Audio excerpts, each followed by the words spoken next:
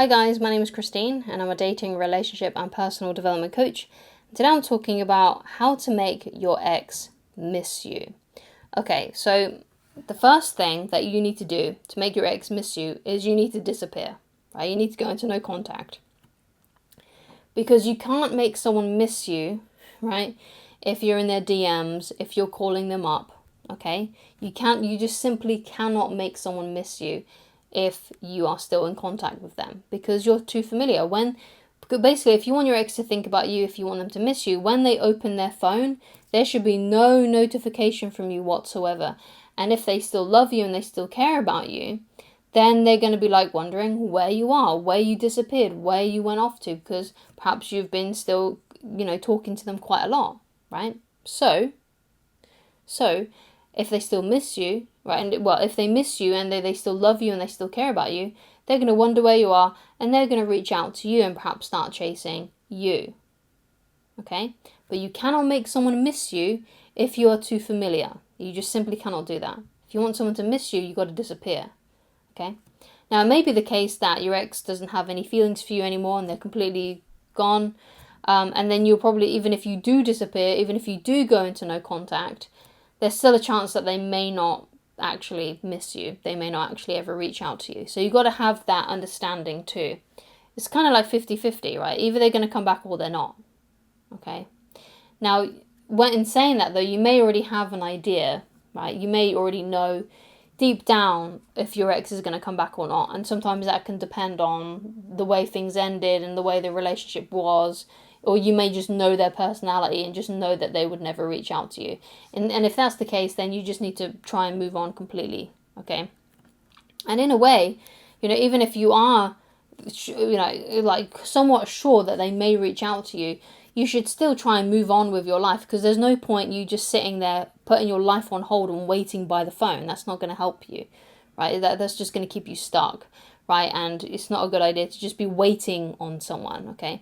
So another thing that you can do then after disappearing and going into no contact is to start to try and improve every facet of your life. Okay, so how would you ultimately like your life to be? What would you like it to look like in 5 years' time, right? What kind of income would you like to be having? What kind of friendships would you have liked to have cultivated? What would you like to be doing on the weekends? What would you like your lifestyle to be? Thinking about all those different things, right? And then working every day to try and make those dreams a reality, okay? Because the time is going to pass anyway, so you might as well try and be productive. You might as well try to make your dreams come true, even if they don't happen. But I can guarantee that if you are trying to make your dreams happen, it's more way likely that they will happen by trying than if you didn't do anything at all and you just let the time pass by. So you might as well try to make your dreams come true, because it's more likely to happen if you're trying, okay? But it's never going to happen. Your dreams will never come true if you don't try and if you don't work towards them. So you might as well try, okay? And obviously, by doing something like that, that's going to make you feel way happier too, right? It's going to make you feel more passionate, more inspired. You can have lots of ambition by doing that, right? Because you're on the path. You're doing things that are interesting, that hopefully you find interesting, that are helping you create this new fantastic life for yourself, and that's going to make you feel happy. It's going to raise your self-esteem, because if you've been broken up with and you've been dumped or whatever's happened to you, you've had this breakup, right? Then obviously your self-esteem has probably taken a knock, right? And so you want to do things that raise your self-esteem, right? And one of those things you can do is working towards your dreams and filling your time with trying to make those dreams a reality. Okay, another thing that can help as well is by exercising regularly. That also boosts your self-esteem because it makes you look good, it makes you feel good. That's a very obvious sort of like physical thing you can do every single day, obviously in moderation, to help you feel really good about yourself, right? Just exercising can just do that, especially if you're eating right as well, and you can really start to notice the changes in your body, okay?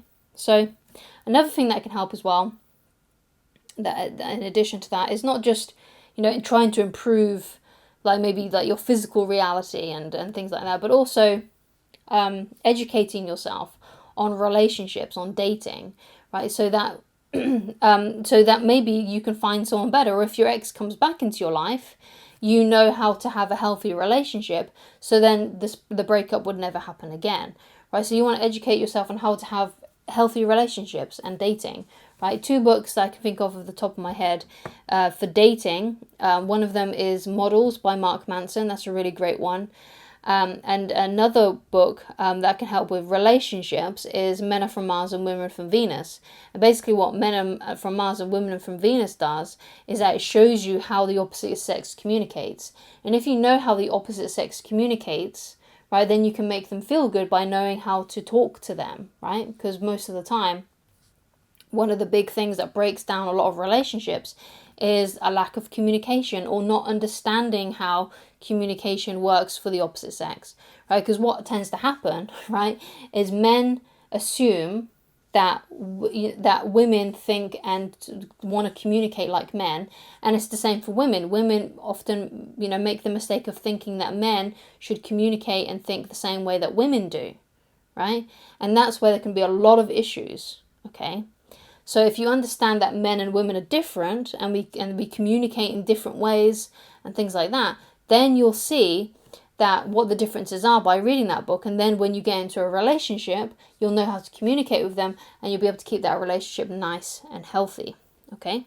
And also dating skills can really help because if let's say your ex never misses you and you never hear from them ever again, or perhaps they miss you but they never say anything because they're stubborn or whatever it may be, and you meet someone new, right? You want to be able to find someone who's good for you, right? You want to find someone who you can qualify. Because sometimes we make mistakes when we're dating, right? We make mistakes because sometimes we get so consumed with, let's say, the beauty of the other person or the handsomeness, right? And we let that consume and take over our feelings, right? Instead of being more skeptical, right?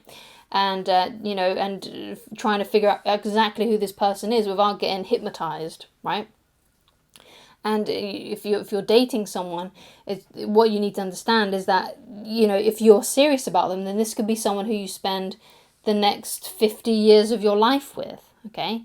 And if you're going to spend 50 years with this person, you better pick pretty wisely, right? You better pick someone who you actually get along with and it's not just a physical magnetic attraction. Now, of course, you can find someone who you can communicate well with, who you can be really good friends with, and be super attractive to, right? You can have your cake and eat it too. You can find someone who's super attractive and also someone who's actually not a nut job at the same time, right? Who's going to make your life hell, right? You want to find someone who's pleasant to be around, who you enjoy being around, who you can do things with, because you shouldn't only just find someone who you're super attracted to, but you should also find someone who's actually a good companion, a good friend, right? Because if you don't like each other and you hate each other, but you're attracted to each other, your life is going to be pretty bad, right? And it's also the same for if you get on really well and you're good friends, but there's no sexual sort of like magnetism or whatever, I don't know, there's no attraction there essentially, then your life is also going to be miserable because you're with someone who you actually like hanging out with, but you don't necessarily want to have that romantic side with them.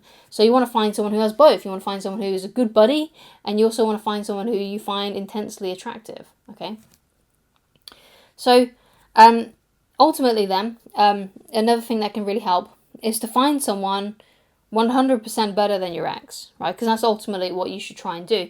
It's not usually, and what I say that because usually your ex is an ex for a reason, okay? And I know that's a cliche saying, but the reason it's a cliche saying is because there's an element of truth to it, and that's what you should think about when it comes to all cliche sayings. If it's a cliche, it probably means that it's somewhat true, there's some truth in it. And your ex is an ex for a reason is one of those cliche sayings that I personally think is really, really true. So ultimately, you shouldn't really be trying to get your ex back or aiming to get your ex back. What you should be doing is you should be trying to find an upgrade, right? Especially after you've had some time to heal and get over it. Don't try and find an upgrade immediately because that can, cause rebounds and sometimes cause a lot more problems it's actually worth it. Sometimes it's just not worth getting in a rebound. Sometimes it's just good to just take a few months out of dating after a breakup and just have some time to just chill and just be yourself and to work on some other things and to take the focus off your love life, right? But if you find someone who's like 100% better than your ex, then the great thing is that you're not going to care, right? You're not going to care if your ex misses you after a while. You're not going to care if your ex tries to come back into your life because you found someone 100% better. Right? And that's ultimately what I want for you. But what you got to realize though as well, if you are, hell-bent on getting your ex back, is that you're either going to get them back or you're going to find someone better. Okay? Now they may come back, but it's a good idea not to dwell on that, to wait around for that. You have to try and move on as well, okay? Because ultimately, once you've gone to no contact, when you're no longer in their DMs, that gives them the space to come to you, right? And if they don't, then they don't. But if they do, then they do, and then maybe if you want to, you can try and rekindle things. But obviously, just be very cautious about that. So thank you so much for watching. If you'd like to get in touch with me personally and you'd like coaching with me, then please go to www.ChristineLoveridge.com, and I shall talk to you again very soon. Goodbye.